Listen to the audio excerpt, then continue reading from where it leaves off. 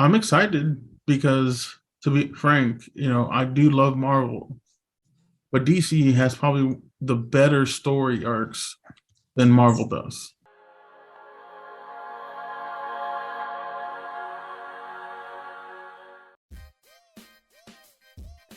What's up, guys? It's CJ. I'm here with that nerd Mikey and Richie. Feels good to say that. Welcome to Royal Zealot, you guys. Spoiler alerts. Go watch these shows, movie and talk about. When you come back and join us, make sure you like and subscribe, because any of our support is greatly appreciated, and it helps us impact the community by honoring real life heroes, man. So, with all that being said, I hope you got your cup today. Rich, you got your cup, man. I almost forgot it, but I brought I'm Justice League today, man. We about to jump into DC, so I'm Justice League, Thanos, and Deadpool. So cheers, guys. Should have brought my Batman. Never mind. Cheers, man. I know I'm all DC today. I got my DC Zealot hat on, man. So we're going to talk about DC, guys. DC, James Gunn announced the DCU slate, all the titles that's going to come out. And this first chapter, I guess, is called Gods and Monsters. I guess it's like their phase one, kind of like MCU. Yeah, man. I was excited to hear this. I was waiting for this news. I'm so excited that we actually have a future for DC, because from what DCEU did, man, it was just, things just fell apart. A lot of disappointments. But now I'm hyped again and excited about the things that James Gunn announced. And let's list them off. So we have a lot of titles. We had Creature Commandos. We have Waller, a series of Waller. We have Superman Legacy. We have Lanterns, finally. Green Lanterns are going to get their own content now, finally. The Authority, with some new characters. Paradise Lost. Batman the Brave and the Bold. Booster Gold. Supergirl, and Swamp Thing. So, yeah, a lot of titles, man. And I'm gonna go with Richie Rich first, bro. Richard, man, because I know Mike's gonna come through with some info, but I want to hear Richard, man. So, with all these titles announced, man, are you excited? Are you ready for all this, or like you kind of, little hesitant about all this? What do you think, man? I, for one, am really excited for this. Really excited. Bro. For a long time, DC has always they've survived off Batman and Superman, and recently Wonder Woman. And with DC, it's whenever things aren't going right, let's do another Batman movie. Pretty much, yeah. I mean, we've probably had I have 5 or 6 Batmans in my lifetime. Yeah. Our lifetimes, not including the animated movies, or animated shows. Yeah. So with James Gunn making this announcement, it really shows that there's a plan. There's a plan in place, and what's great about it is that he's being very transparent about it, so that the fans, whether they like it or not, there's something leading up to the future. Yeah. And when he took over DC a couple months ago, he announced that he wants to do a 10-year plan, kind of like what Marvel was doing. And obviously that's been successful, because Marvel's been to the point where they put out mediocre content and we're all just eating it up. Whether we like it or not, it's there. We're discussing it, and they're making money out of it. So he's seeing that DC has a lot to offer. They have so much to offer with different characters, and not just focus on Batman, Superman, Wonder Woman. Yeah. They just never got, they hardly ever got the right people to do it. And when they did get the right people to do it, it got butchered. There was no connection or lost in translation with the production company, and what came out was not the director's vision. Close, exactly. Like Zack Snyder, right? So this is really good news, because the good thing about with James Gunn is that, I mean, since he's been involved with comic book entertainment, he hasn't missed. Yeah. He hasn't missed. He hasn't missed. Mike might say the Suicide Squad, I didn't like it, but so far I mean, but that's just I think I've been really entertained with everything he's dropped, man. Yeah, but to be fair, I mean, like Mike just personally didn't like Suicide Squad, but if you talk to a lot of people, there's a lot of positive reactions out there. Nowhere near what the first one was, that's for sure. And Mike will agree that it was a lot better than the first one. Yeah, and, you know, so and it gave us Peacemaker, so maybe that's the positive. And that's another thing. That's another thing. Peacemaker. Mm-hmm. Peacemaker. No one ever thought that was a character that was going to break out into its own franchise, yet alone they get someone like John Cena. And what do? He kills it. Yeah, he did a great job. Absolutely killed it. Absolutely killed it. So, so with his history of Guardians of the Galaxy, now he did Suicide Squad 2, led to Peacemaker. Mm-hmm. It's enough resume for DC to say, you're our guy. Yeah. You're our guy. Yeah.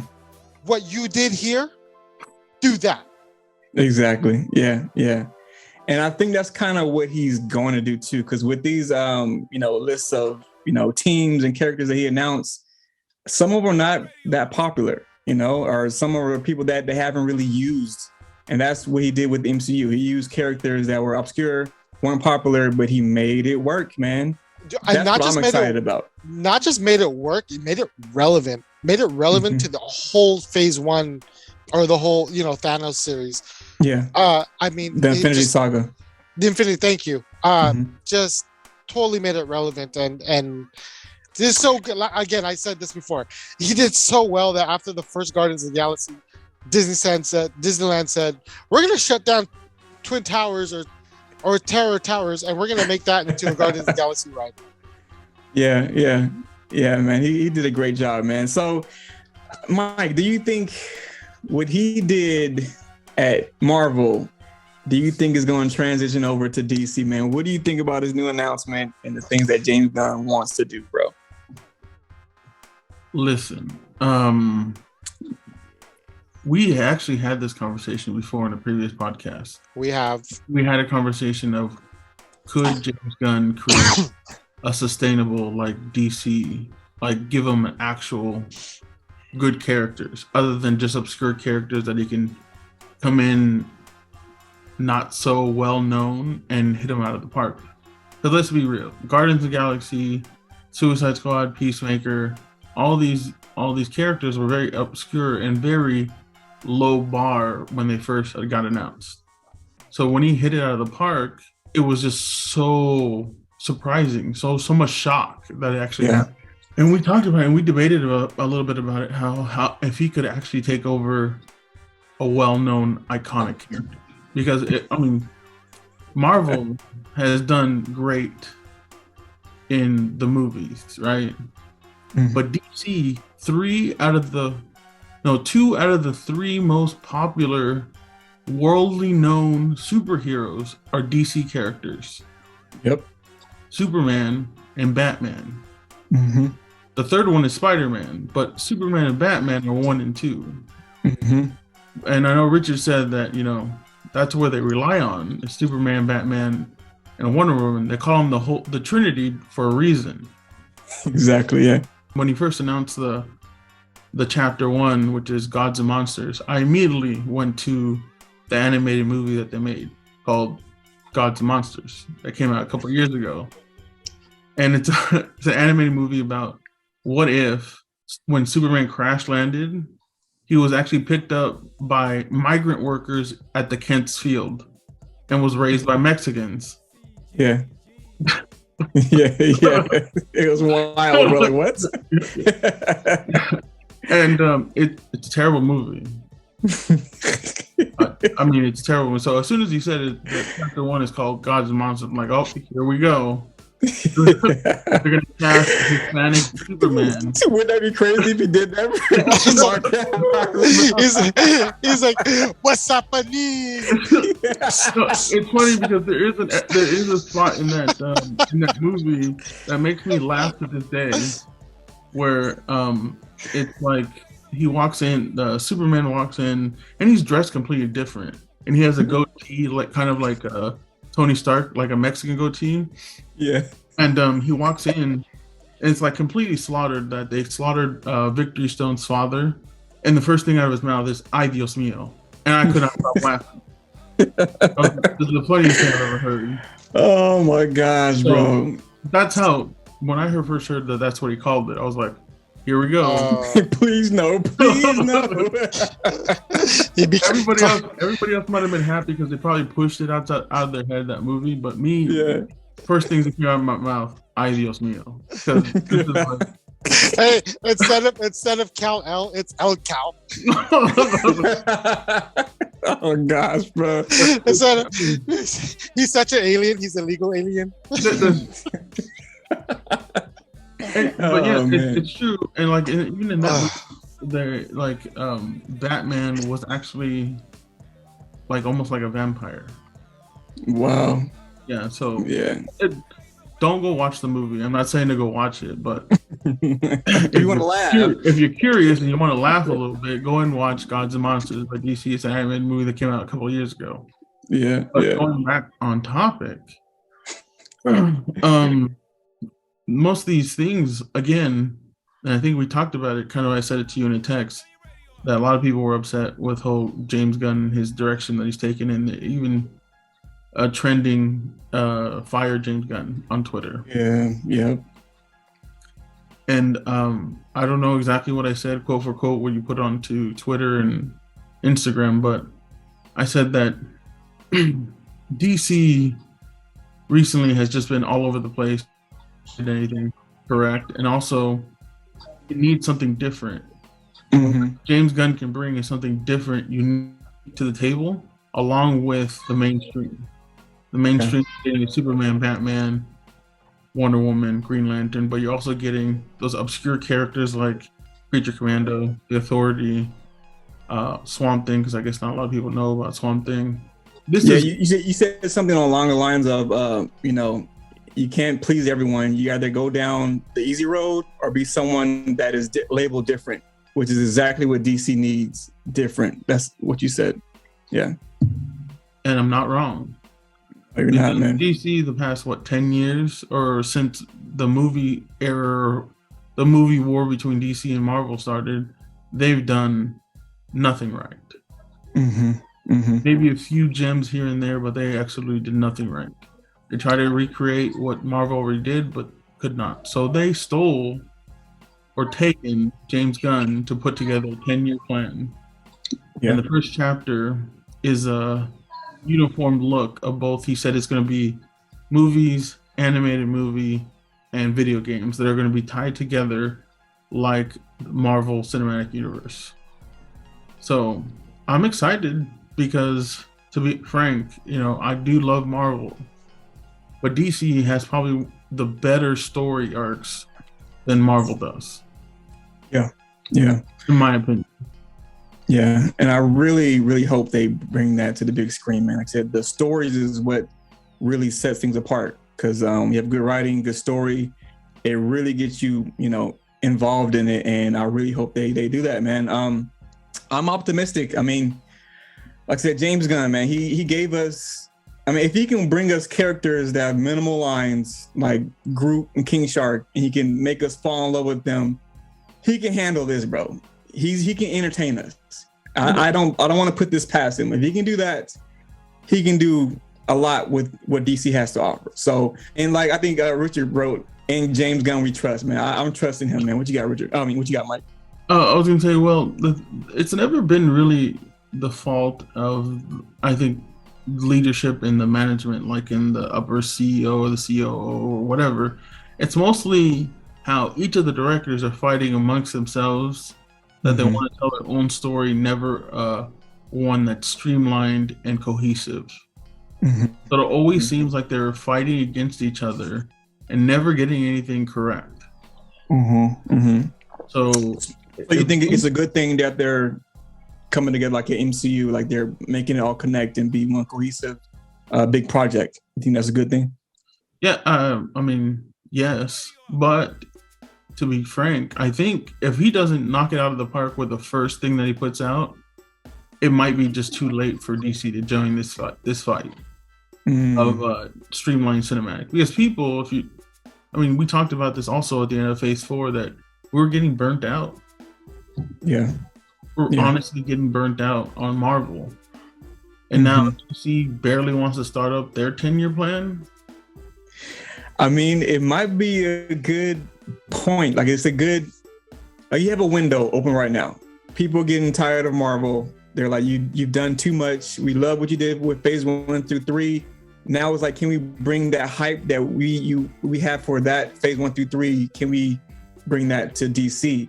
It's like, you have a window open now for those fans, that hype to come over to you now, kind of bring that momentum over to your side. You have it there. But like you said, if you don't knock out the park with this first project, which I think is going to be a Superman Legacy, if it's something that people just really hate, I think your whole vision and future is going to go off the rails, man. Because you got to come out with a bang. That window that you're talking about that's open, it's cracked open, like just barely. They got to kick it, bro. They need to come through like the Kool-Aid Man and bust down the door next to the window. And say, look at us. Yeah. See them over there, but look at us. Yeah. Oh yeah. Look at them, look at us. Nah, I totally agree, man. I mean, if they don't, I mean, who's gonna wait 10 years to watch? Yeah. Something? And you know what's good about this though with DC is that versus Marvel is that none of the movies are going to be Disneyed out. You think you might pull up some rated R stuff? I mean, I think they can. I think they can. I don't think they can do it because I mean, if you have Superman, you can't do a rated R Superman like they try to do with James Gunn. No, I'm not going to try to do with Superman. Zack Snyder. Richard is right. The one thing that DC might have advantage over is to make a more mature rated content, even though Marvel's still going to do like, well, I guess not, because Blade is rated PG-13, which it should not be rated PG-13. Blade movie should be rated R. So if DC, if they do, well, this Amazonian one, was it Paradise Island? Mm-hmm. He said it himself, it's like Game of Thrones, but Paradise Island. Dear Mascara. So Game of Thrones is not a PG-13 show. No. Yeah. Yeah.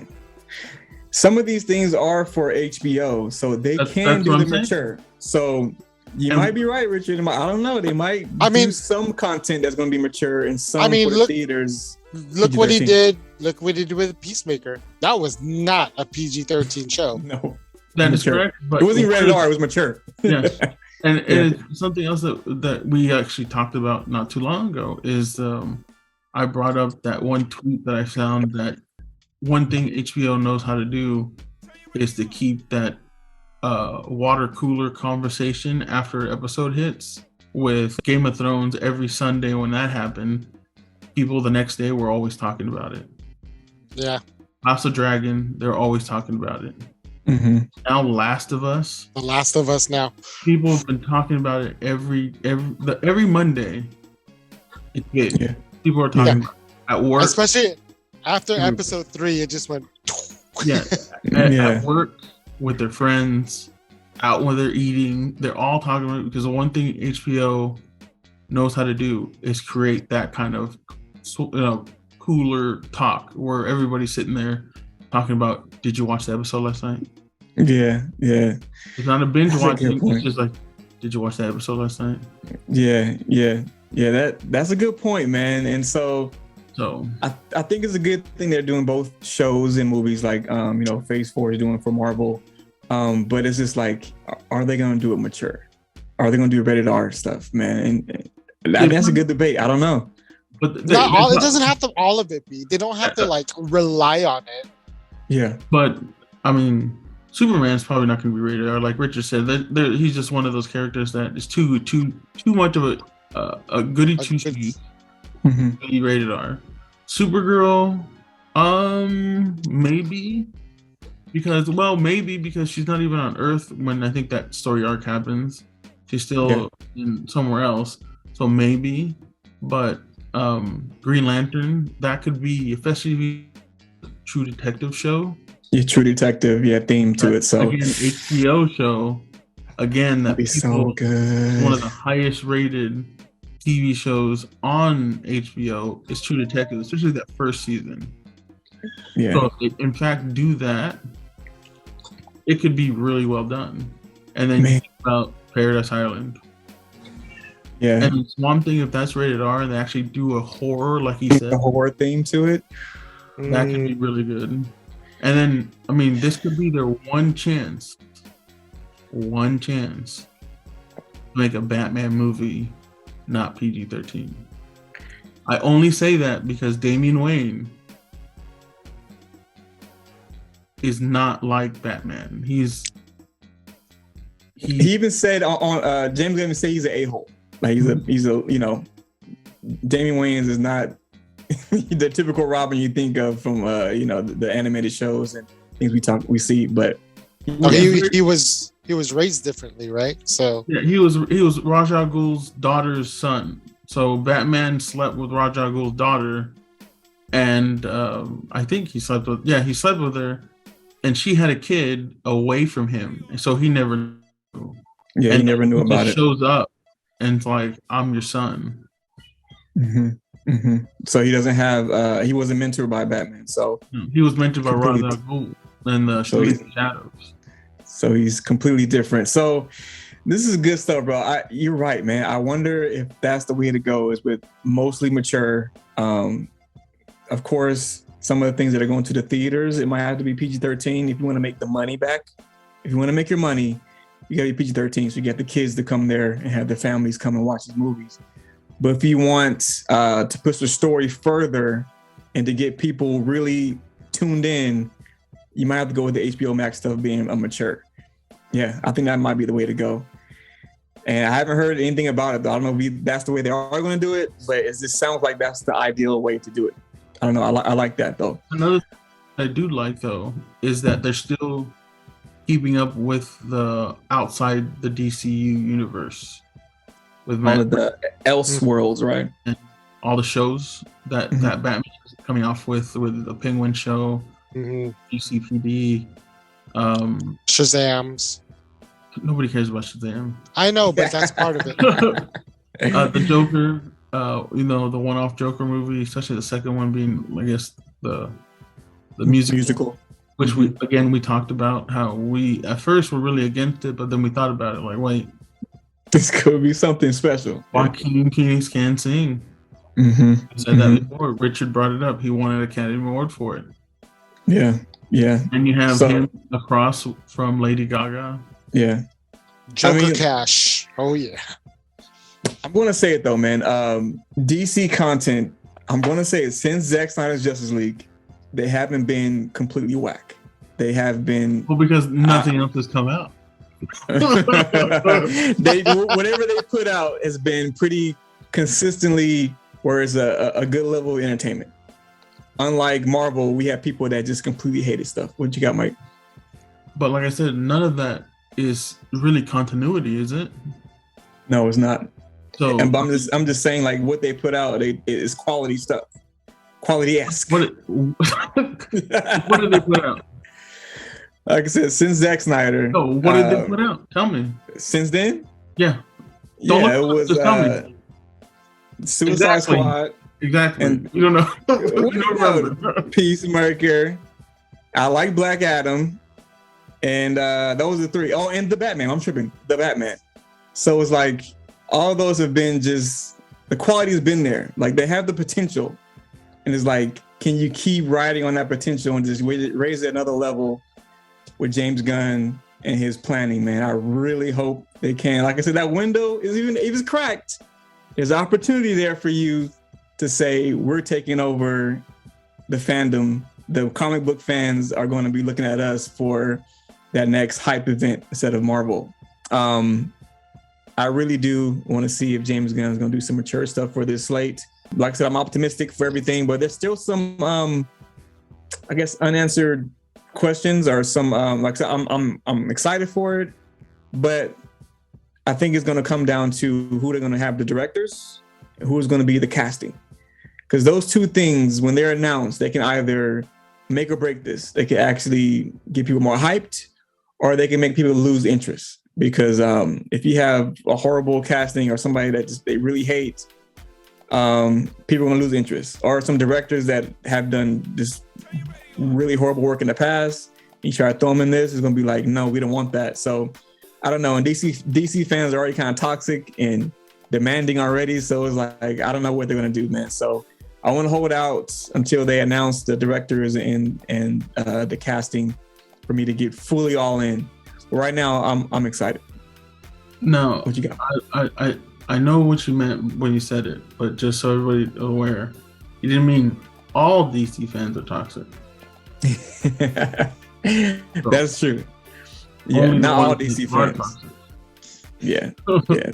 There's some cult leaders out there, some cult followers that are toxic. They're not as toxic as Star Wars fans.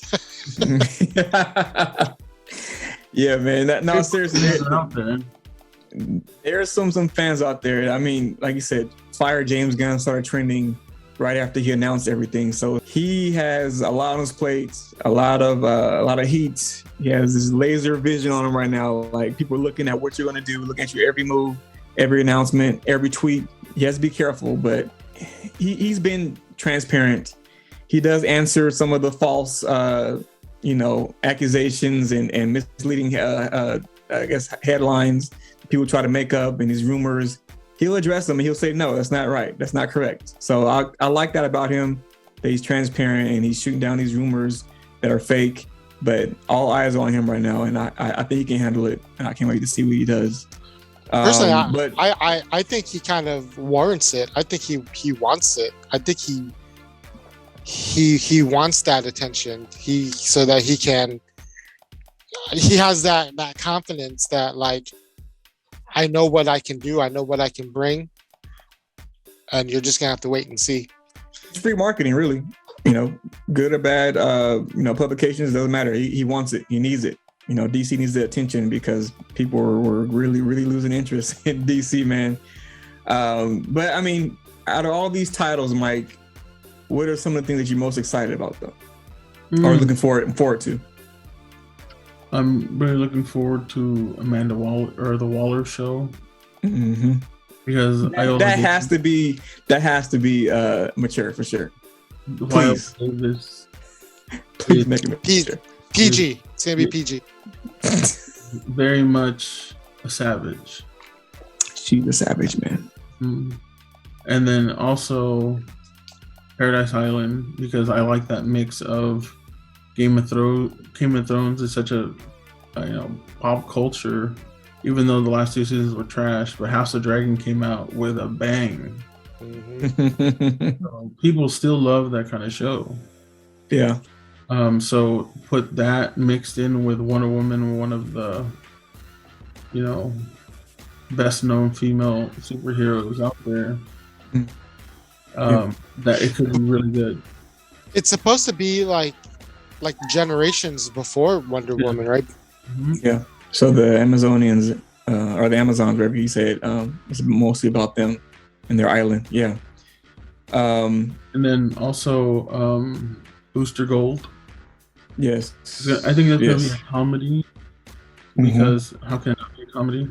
He's basically a guy that he wanted to be a superhero, but he was a loser in the future. So what he does, he steals some suit and tech to travel back in time to become a superhero. Yeah. Interesting story, man. Very interesting story. I was gonna say, I can't forget my number one thing that I'm most excited for. The Brave and the Bold. Oh yeah, with Batman and Robin. I mean, I'm excited for it, but I don't want to say I'm done with Batman, but it's like we have so many Batmans, like Richard said, 5-6 Batmans in my lifetime, and it's like I love it. Yes, I'm gonna be there, but it's like I want something new and different. And man. This is most likely going to be another person portraying this Batman. It's not going to be Robert Pattinson. So it's like that's one thing I kind of annoyed about too, that there's two Batmans out there, and it's like I get it. It's Elseworld. You can say it's another multiverse. I get it, but it's just like I don't like it. I want just one person that we all can connect to and talk about instead of, I mean, just imagine having, two Iron Mans in a Marvel at one time when it came out. It's like, no, let's just have that one story, that one character that we know is going to be there and that we can look forward to. But I don't know. That's just my personal preference. We I had don't two know, Mike. Hulks. Was that? We had two different Hulks. But there's one that continued on with the story. This is like two at the same time. We have two Hulks at the same time. Three. Like we had. Who's the other one? She-Hulk? Eric Bana. Eric Bana. Yeah, The one that nobody wants to talk about. Yeah. The Ang Lee. Yes. The thing that I'm most excited with Brave and the Bold is that it's going to be a jump forward. Mm-hmm. It's not going to be the barely starting out Batman, like Robert Pattinson. The Batman with the sun. Yes, yes. It's not going to be Christian Bale when he first started Batman Begins. It's going to be Batman already with his Bat family. So that means I was going to say that's one thing that's good. Go ahead, Mike. What you about to say? I was going to say that means that Dick Grayson is no longer Robin. He's Nightwing. Yes. That means that Jason Todd is no longer Robin. He's the Red Hood. Yes. And that means that Tim Drake is probably out there as the Red Robin. Yes. So I think that might be one thing that's good is that we get the Bat family. And we have, if we see the Red Hood on the big screen, woo, it's going to be great. No, give me that Nightwing TV series. I still want to see Deathstroke. There's so many characters that can, that's the thing too. We have a future with this. Like a lot of things that can branch off with everything with this, man. But one thing I'm excited about is the Authority. Just because James Gunn is really creative with teams and obscure characters that people don't expect to come through and be, a new household name. I'm looking forward to him. That he even said that it's his passion project. So I wonder if he's going to bring what he did with the Guardians over to this team. Creature Commandos, I don't know much about them, but I think it's a cool idea to have, something that's going to start off as animated and then cross over to live action. That's pretty cool. But I think those are the main thing is I like to see the new characters that he's going to work with and what kind of magic he can do with that. I do have a question, though. I'm pretty sure you guys know, but with the Supergirl, is Sasha Calle, I mean, she's going to be in The Flash, right? As Supergirl? I wonder if she's going to be the one that's going to continue. No, right? Because this is a Supergirl that's... I hope not. I mean, hey, we don't know. It's like, is she going to be the same girl that's going to be in the new Supergirl show or movie they're going to make? So I don't know. It's a good question. Those are my two I'm looking forward to is the Authority. I mean, I can't forget the Lanterns. I can't just brush past the Lanterns. The Lanterns is going to be great. James Gunn is good with space content, out there content, outer worldly content. He's going to do great Lanterns. I'm not even going to, doubt that. But those are my things. Two of them. Yeah, Hal Jordan and your boy Mike. Your boy is coming to the screen, bro. Yeah. I'm looking forward to that too. But Richard, man, I mean, what you got, bro? What are you excited about? One thing I'm really excited about is the Swamp Thing. I remember, I think I was like 10, maybe 11 years old, late 80s, early 90s. There was supposed to be a Swamp Thing movie, and I remember seeing pictures in like these movie magazines that, pictures from the production. And I waited for it, and I don't know what happened to it. I don't know if it, it never hit the big screen. I don't know if it probably went straight to VHS. Yeah. Warner Bros. Do what they do, man. They canceled. But there is that TV show. There was a TV show. I didn't watch it. I haven't watched it. Like a long time ago, right? Like, was it black and white? No, it came out. It's on HBO. It's on HBO Max. But I don't know if was it for HBO Max or was it for CW? It was for HBO Max, I believe. Ooh, I gotta look that up. 1 or 2 years ago. It's really unfortunate because I was really hyped for that too. But before the show even started, it was canceled. So I mean, was only one season of it, right? Yeah. So did you watch it? And what was your thoughts on it? It's the origin story of Swamp Thing. I do like the way they made him look. He looks absolutely amazing in that series. It is kind of like a campy kind of horror-ish vibe, horror vibe, but the story just doesn't Didn't do it for you. Pick up and give you that. It kind of just wallows in that same area. Mm-hmm. Yeah, but he looked amazing. Yeah. So continue that look of him, I think it would be really scary, or not really scary, but very well done. It looked very. Is that going to be like maybe a horror movie? Do you think? Yeah, that's what he said. That's what he said. Okay, I remember he said he was gonna tap into that. I just forgot it was gonna be that. All right, so makes it even more exciting because I like horror movie contents and stuff like that. Mm-hmm. Another one I'm looking forward to is what Mike brought up, Brave and the Bold, and I think I want to go with Waller. Yeah, Amanda Waller, man. Amanda Waller, the Woman King. She's gonna my number one. That might end up being Elseworld. You think so? I don't care. Just give it to Just give it to me. I don't know when that movie came out. I don't know why they decided to hate that movie, but Keanu Reeves as John Constantine was absolutely amazing. One of my favorites, man, and I can't wait for them to announce that also, bro. One of the better DC contents that came out in the last 20 years. Great casting too.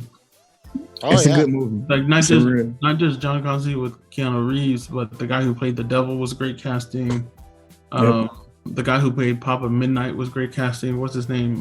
Digimon. What's his name? Mm-hmm. I forgot how to pronounce his name.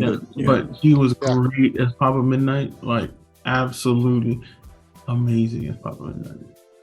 Wasn't Tilda Swinton? Was it Tilda Swinton as Yes, as the lady. I don't know her name in the movie. Gabriel as Michael? No, or Angel. No. You're talking about the Angel, or you're talking Gabriel.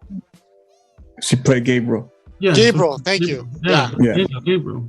Yeah. I don't know the name of the lady who played the love interest. I forgot her name. She was from the Mummy. From the Mummy. Yeah. Rachel Weisz. Yeah. So I mean, it was good, great cast, and giggity you.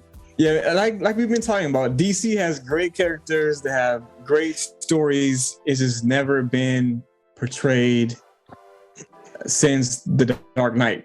I mean, we have some stuff that's been good, but it's like we never had amazing things since The Dark Knight. It's always been some mediocre stuff. And then, like I said, recently there's been some good quality stuff, but nothing like amazing that makes you want to just fall in love with it. I haven't seen that yet. For me personally. I mean, they did give you The Joker, the great movie that you don't want to see again. Because it's too effed up, man. It's a good movie, but even then, it's just like I'm not in love with that movie like I am with Guardians or Endgame and Infinity War. Let me ask you that question. Do you think DC can come out with a movie that's better than any Marvel movie? Yes, I think they can. I don't know if it's going to be in this. Go ahead. I'm pretty sure they could make a movie better than Captain Marvel. Better than Thor: Love and Thunder? Maybe. But you know what I'm saying? Like, I'm talking about like the top tier show movies, and I'm not talking about the Avengers movies because that's kind of cheating. I'm talking about like, the top tier, like Iron Man, like America: The Winter Soldier. I'll make some predictions. I'm going to say Booster Gold is going to surprise people. How great it's going to be. It's going to be an Iron Man level. I think if he does really great with that character, I think he can do it. It's going to be funny. It's going to be great action. And it's going to be a good story. You know what? And that's going to be relatable. Because how many like comic geeks out there who aren't exactly like physically gifted has that fantasy about like going back in time or, finding something to make them all jacked up and hero-like. Yes, exactly. And that's why it's going to do great because people are going to connect with it. Don't make it mature. Don't make it mature. Make it PG-13 like Iron Man. You're going to do great. And then I'm going to say, if you can knock out the park with Batman, the Brave and the Bold, he can be on a level with the Bat Family and the great story to it. He can be on a level of the Avengers, because it's a whole family of great iconic characters. He can do great with that. And then another surprising, I think, might be the Authority. If he brings over what he did with the Guardians, with the team that people connect with these new characters, it'll be good. But I think Booster Gold is gonna be the one people be like, yo, this is the one. So that's my prediction. Richard, what's your prediction for all these titles? Someone's gonna be like a knockout of the park. That's gonna be like, okay, let's go. What you got? If I really had to pick one, that's gonna be a knockout. Not including Superman or Batman. I mean, either one. I picked Batman and the Bold is going to be like probably on the level of the Avenger movies as far as hype and money is going to make. But what do you think? I think for me it's easy to say Batman, just because I think, especially with that kind of storyline with a son who is raised by assassins, that can go very dark, very gory, very, very graphic, very fast. Yeah. Not to say that Batman's going to be doing it, but Damian will definitely be showing, I'm sure they'll show some type of montage or something of his training from as a little boy growing up to a teenager. So I don't know. I think when people see that image, that kind of content in the trailer, it's probably going to hook people. But it's also hard to go against Superman too, because it's Superman. I mean, I want to say Superman would be great, but if it's going to be the first movie, I think they're going to build up to their great content. He's going to put out something, like I said, it's going to break through the doors. Like, this is a good movie, but I think on the level of like Infinity War. But I don't know. Iron Man was the first movie of the MCU, and that came out like, classic of all time. So Superman could do it, but I don't think so. I think Booster Gold was technically it was the Hulk, but you're right. But no one talks about that because that wasn't part of Marvel or Disney or that was Fox. Nah, I don't know. I'm gonna say Booster Gold still though. But Mike, man, what do you think is gonna be or do you think any of these titles can be on the level of great Marvel content? How about if there's one that has the potential to do it, which one would it be?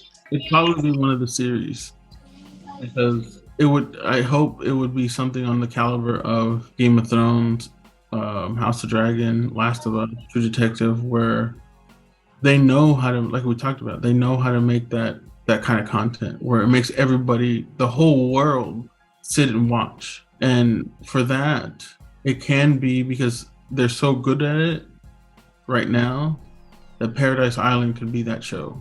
It's gonna be sad if they come up with these shows and they're like amazing. Peacemaker was great. People want to say DC killed Marvel with their shows, because Phase 4 shows were like, they got flatlined. People were like, it's okay. But if they come out with some great shows for DC, like banger after banger after banger, like Marvel did with their movies, kudos. I'll be ready for you, James. I'll clap my hands for you, James. If you guys can do that with your shows, all straight bangers, like I said, that window is open there. You can just bust through that thing like the Kool-Aid Man and bring in the millions and billions that DC deserves, man. On this show, we honor real life heroes. And on this episode, we're going to honor Becky, Nurse Becky. Becky is a postpartum RN and has been in the medical field for 9 years. She works at Loma Linda University's Children's Hospital, where she supports moms and babies the first days after birth and helps the mothers who are having complications with their pregnancy. She was inspired to go in the medical field by her sister, who is a radiology technician. She saw how happy and successful she was, so she decided to give the medical field a try. In the future, Becky plans on starting a project that will make it easier for women with postpartum depression to get the help they need and the stigma associated with it. Outside of work, Becky likes to spend time with her family, having friends over for dinner, and going to Disneyland. Becky, thank you so much for what you do for the community. You're a real true hero. Thank you and congratulations. All right, that's going to conclude another episode of Superhero Sundays. Tune in next week to get some more crazy topics. God bless you guys. Peace out.